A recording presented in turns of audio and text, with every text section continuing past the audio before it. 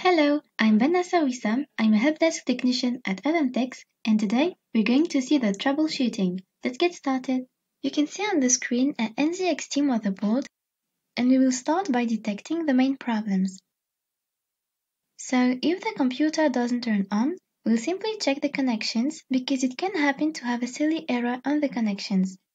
Moreover, on the motherboard, we have a green pin. So on this fairly recent motherboard, there will be two big buttons, one green and one red.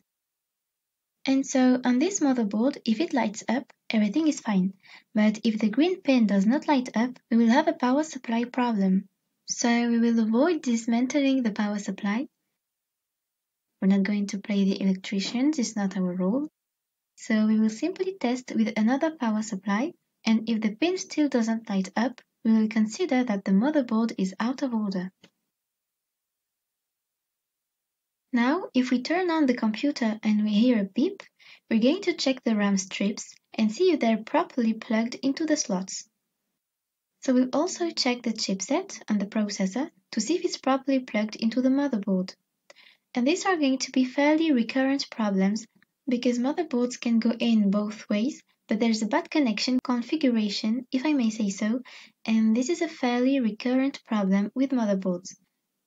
So we will hear this beeping sound which will indicate that there's a problem with the motherboards. I will now explain how to connect RAM strips.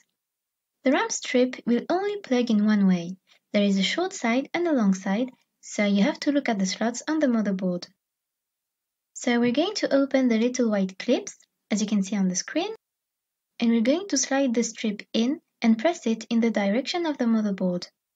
You will then hear a small clip, which will indicate that the RAM strip is correctly inserted in the slots. It's very simple.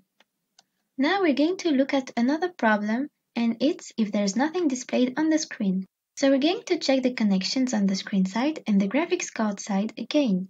This time, if the problem persists, it will be a problem with the graphics card, and this is also fairly recurrent. So what we're going to do is simply change the graphics card to test. So you already know that the graphics card you're going to change works, and we will be able to confirm that if you have something displayed at that time, it was really a graphics card malfunction and that it was out of order. If not, we'll have a problem maybe with the power supply. In fact, recent graphics card needs to be powered directly by a power cable, and therefore we can also consider that the power supply case is out of order.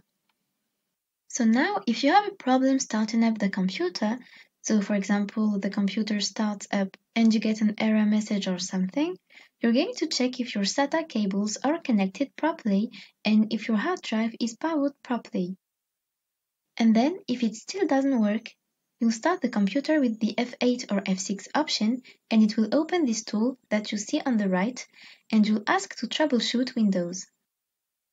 Sometimes the hard disk will have trouble booting, so we'll need to manually take care of it with the Windows Boot Manager.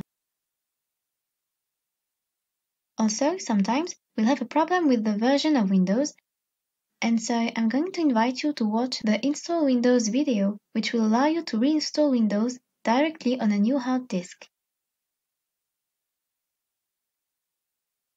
Finally, we're going to finish with another fairly recurrent problem. Sometimes you will turn on the computer and it will turn on normally, but then suddenly everything will shut down. So as I said, this is a fairly recurrent problem, and it's more precisely a processor problem. It means that the processor is overheating so much that the computer has to shut down for safety. Usually, this is either because the chipset is very dusty, or it can be because you need to change the thermal paste. As you can see on the screen, these are usually quite old thermal pastes, and therefore you have to change it. So how do you change the thermal paste? All you need is some alcohol or solvent to wipe off the old thermal paste. You just have to apply the equivalent of a grain of rice on the processor to put the venturad back on. And that's it. Thanks for watching this video and see you next time.